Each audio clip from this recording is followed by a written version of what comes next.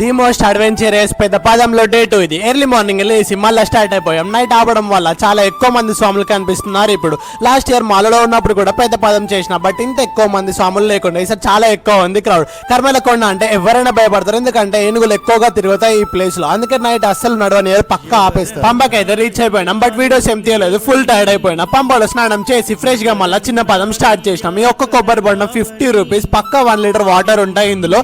మంచి ఒకటి తాగి స్టార్ట్ అయిపోయినాం చిన్న పాదం. నా మొబైల్లో చెక్ చేసిన టోటల్ గా ఎన్ని కిలోమీటర్స్ నడిచినామని చూస్తే 45 కిలోమీటర్స్. పెద్ద పాదం నడిచినాం అండ్ చిన్న పాదం 5 కిలోమీటర్స్, టోటల్ గా 50 కిలోమీటర్స్. యాక్చువల్ గా ఈసారి మాలలో రావాలి, బట్ అన్ఎక్స్పెక్టెడ్ గా మాల మధ్యలోనే విరమాల అయిపోయింది. బట్ అయ్యప్ప స్వామిని చూసి దర్శనం చేసుకునే అదృష్టం అయితే ఉంది, అది చాలా అనిపించింది. నేను శబరిమల రావడం ఇది థర్డ్ టైం. 2 years ఎక్స్పీరియన్స్ లో ఇంత క్రౌడ్ ని ఇదే ఇయర్ చూస్తున్నా.